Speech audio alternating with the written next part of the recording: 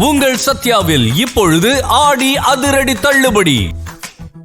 இங்கே நம்முடைய சான்றிதழ் வழங்குகிற நிலை இருக்கிறது. ஆகவேதான் இங்கே குறிப்பிடுகிற போது இங்கே குறிப்பிட்டார்கள். மாண்புமிகு தமிழகத்தினுடைய முதல்வர் இந்த துறைக்கிட்டிருக்கிற கட்டளை ஒன்றே ஒன்றுதான்.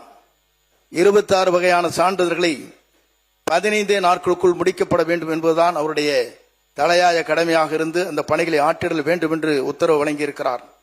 அதன் அடிப்படையிலே தான் இந்த தமிழ்நாட்டை பொறுத்தவரையிலும் இன்று தமிழ்நாட்டிலே வாழுகிற மக்களுடைய நலன் கருதித்தான் 100 நாட்களில் 39,20,620 சான்றிதழ் வழங்கிய வரலாறு தமிழ்நாட்டில் இன்றைக்கு நடைபெற்றிருக்கிறது என்பதை நான் இந்த நேரத்திலே தெரிவித்துக் கொள்கிறேன்.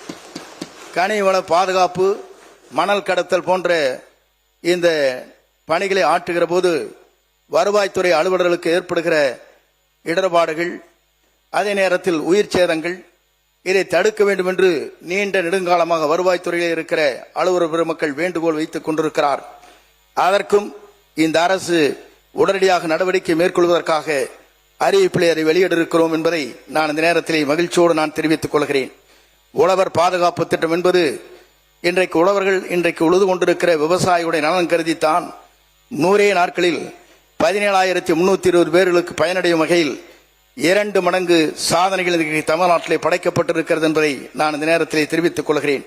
இதற்கு முன்னாலே இருந்த ஆட்சியாளர்கள் 8,000க்கும் மேற்பட்டவர்கள் தான் இங்கே இதனால் பயனடைந்திருக்கிறார்கள். இதேபோல ஓராண்டு காலத்தில் 100 நாட்களிலே 17,320 பேர் பயனடைந்துள்ளார்கள் என்பதை மகிழ்ச்சியோடு நான் தெரிவித்துக் கொள்கிறேன். அதே போலதான் இங்கே இருக்கின்றவர்கள் பட்டா பெயர் மாற்றப்பட வேண்டும், பத்திரப்பதிவு செய்யவுடன் உடனடியாக உறுப்பினர் இல்லாத சொத்துக்கள் பரிமாற்றப்பட வேண்டும், தானாக மாறும் முறை இன்றைக்கு உருவாக்கப்பட வேண்டும் என்ற நோக்கத்தோடு தான் அன்றைய ஆட்சி காலத்தில் அதை முதலிலே துவங்கி வைத்தார்கள். அப்படி துவங்கி வைக்கிற போது அரக்கான நடவடிக்கை 45% மட்டுமே பட்டாக்கள் மாறி இருக்கிறது.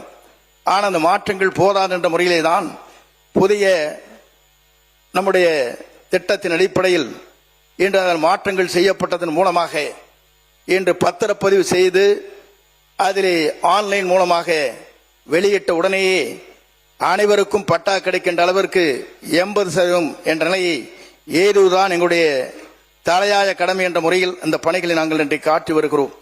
அதிலே பத்திரப்பதிவுத்துறை, தகவல் தொழில்நுட்பத்துறை மூன்றும் இணைந்து அந்த பணிகளை மேற்கொள்வதன் மூலமாக 45% பேர் பதிவு செய்த உடனேயே பத்திரப்பதிவு அங்கே இருக்கிற இங்கே பத்திரப்பதிவு செய்தவுடன் செய்து முடித்த உடனே அவர்களுக்கு பட்டா வழங்குகிற ஒரு வரலாறு இன்று தமிழ்நாட்டிலே உருவாக இருக்கிறது என்பதை நான் இந்த நேரத்திலே மகிழ்ச்சியோடு நான் தெரிவித்துக் கொள்கிறேன்.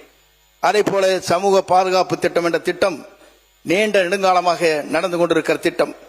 இங்கே பேசுகிற போது எல்லோரும் சொன்னார்கள் 200 ரூபாயில ஆரம்பித்து இன்றைக்கு 1,200 வரையிலும் இன்றைக்கு நீட்டிக்கப்பட்டிருக்கிறது, 1,500 வரையிலும் அங்கே ஊனமற்றவர்களுக்கு வழங்கப்படுகிறது என்ற கருத்துக்கள் இங்கே வழங்கப்பட்டிருக்கிறது.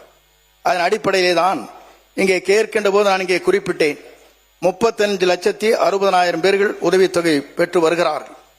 அதிலே காத்திருப்போர் பட்டியல்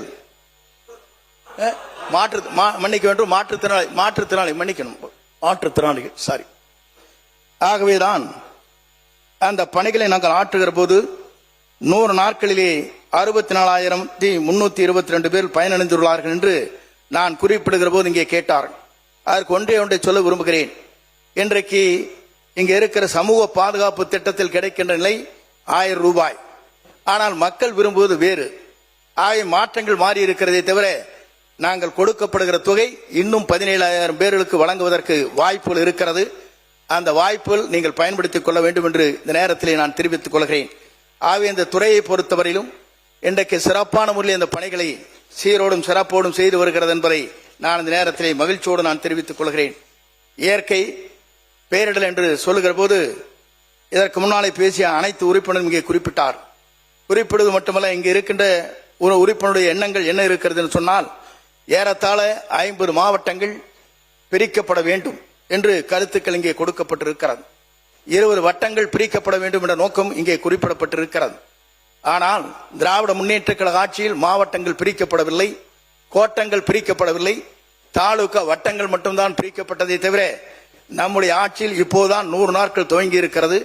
துவங்கியது மட்டுமல்ல, நம்முடைய ஆட்சியில் இன்றைக்கு மக்கள் ஜனத்தொகை மக்கள் கணக்கெடுப்பு என்று இன்று எடுத்துக்கொண்டிருக்கிற காரணத்தின் அடிப்படையில் அடுத்த ஆண்டு மார்ச் மாதம் வரையிலும் இதை செய்ய இயலாது என்பதும் அதற்கு பிறகு உங்களுடைய கோரிக்கை அனைத்தும் நம்முடைய முதலமைச்சருடைய கவனத்திற்கு எடுத்துச் சென்று அதற்கான நல்ல முடிவுகளை அரசு அலுவலரோடு கலந்து பேசி நான் முடிவெடுப்போம் என்பதை இந்த நேரத்தில் தெரிவித்துக் கொள்கிறேன்.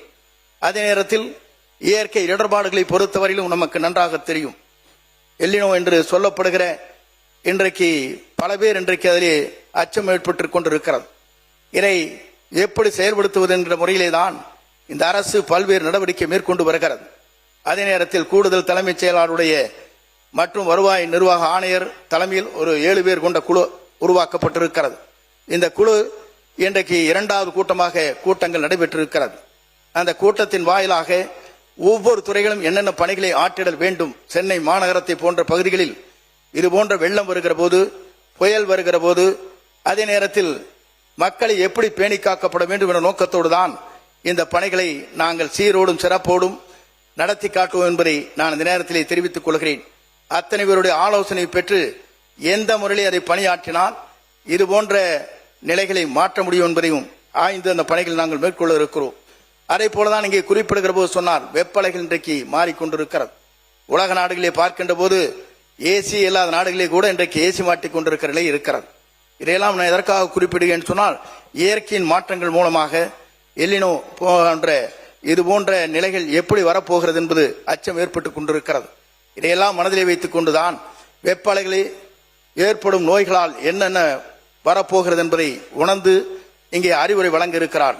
நான் இதை குறிப்பிடுவதற்கு காரணம், இந்த நிபுணர்களுடைய ஆலோசனை பெற்றதற்கு பிறகு மக்கள் எப்படி தங்களுடைய பணிகளை ஆற்றிடல் வேண்டும் என்பதை இந்த அரசு உங்களுக்கு எடுத்து சொல்ல இருக்கிறது என்பதை நான் இந்த நேரத்திலே தெரிவித்துக் கொள்கிறேன். அண்டு இங்கே வேலை செய்து கொண்டிருக்கிற ஏழை எளிய மக்கள், அதே நேரத்தில் முதியவர்கள், குழந்தைகள் போன்றவர்கள் இந்த வெப்பத்தால் அவர்களுக்கு பல்வேறு நோய்கள் வருவதற்கு வாய்ப்பு இருக்கிறது என்று புள்ளிவிவரம் குறிப்பிடப்பட்டிருக்கிறது. இதையெல்லாம் மனதிலே வைத்துத்தான் இந்த அரசு வருங்காலத்தில் என்ன நடவடிக்கை மேற்கொள்ள வேண்டுமோ அந்த நடவடிக்கை விரைந்து எடுப்பதற்கு நடவடிக்கை மேற்கொள்ளப்படும் என்பதை நான் இந்த நேரத்திலே மகிழ்ச்சியோடு நான் தெரிவித்துக் கொள்கிறேன். பாதுகாப்பான குடிநீர் நீர் ஆதாரங்கள் மேம்படுத்தப்பட வேண்டும் என்ற நோக்கத்தோடு தான் தென்மேற்கு பருவமழை பொழிவு குறைவாக இருக்கிறது என்பதை உணர்ந்துதான் நம்முடைய தமிழக வெற்றிக் கழகத்துடைய தலைவர் தளபதி அவர்கள் இந்த துறைக்காக 289 கோடி ரூபாய் நிதிகளை வழங்கி எங்கும் குடிநீர் இல்லை என்ற நிலையை தமிழ்நாட்டிலே உருவாக்க வேண்டும் என்ற நோக்கத்தோடு அந்த பணிகளை நிறைவேற்றியிருக்கிறார் என்பதை நான் இந்த நேரத்திலே தெரிவித்துக் கொள்கிறேன். அதே போல வெப்பலைகளால் கால்நடைகள் கட்டுப்பாடு இல்லாத சொன்னேன்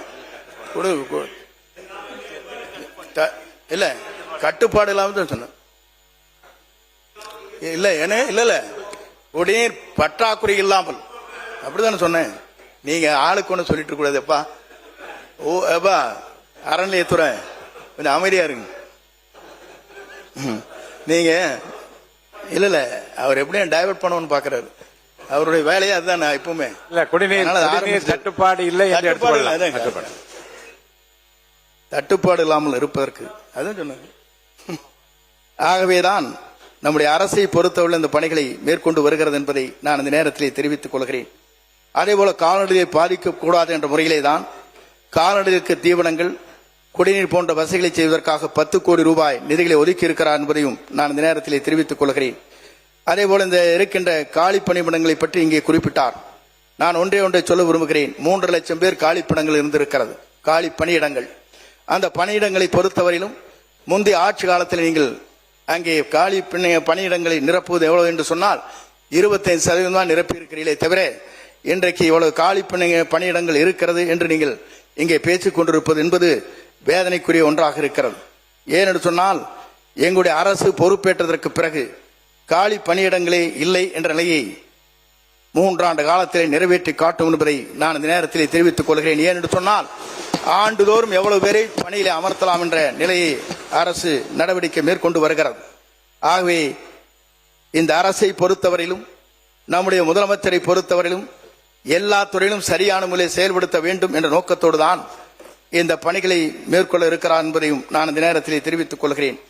பொங்கல் பண்டிகையை முன்னிட்டு திராவிட முன்னேற்ற கழக ஆட்சியிலே 1,75,00,000 வேட்டிகள், 1,77,00,000 சேலைகள் வழங்கப்பட்டது. ஆனால் 2022, 23, 25 ஆண்டுகளில் பல பேருக்கு வேட்டி சேலைகள் கிடைக்கப்படவில்லை என்பதுதான் நாட்டு மக்களுடைய உள்ளங்களில் இருந்திருக்கிறது என்பதை நான் இந்த நேரத்திலே தெரிவித்துக் கொள்கிறேன். இல்ல நடக்கல, கொஞ்ச நேரம் பேர் கொடுக்கல, சில வேணுங்க. 35 லட்சம் சேலைகள் வேட்டிகள் தேங்கி கிடக்கிறது, அதை கொடுக்க முடியாமல் பழையதாக இருக்கிறது என்பதெல்லாம் உங்களுக்கு காட்டணும்னா காட்டலாம். ஆகவேதான் இந்த நிலை நீடித்துக் கொண்டிருக்கிறது என்பதை நான் இந்த நேரத்திலே தெரிவித்துக் கொள்கிறேன். அதே போல இங்கே சொல்லுகிற போது 21 பொருள்கள் அன்று பொங்கலுக்காக வழங்கப்படும் என்று சொன்னார்கள். அந்த 21 பொருளும் எங்கே இருந்து வழங்கப்பட்டது என்று சொன்னால் வட மாநிலங்களிலிருந்து கொண்டு வந்து வழங்கப்பட்டிருக்கிறது என்பதையும் நாடு நன்காக அறியும் என்பதையும் நான் இந்த நேரத்திலே தெரிவித்துக் கொள்கிறேன். ஏனென்று சொன்னால் தமிழ்நாட்டிலே அதை பர்ச்சேஸ் செய்யவில்லை. எல்லாருமே நாம் பேசணும் அன்றைக்கெல்லாம். உங்கள் சத்யாவில் இப்பொழுது ஆடி அதிரடி தள்ளுபடி.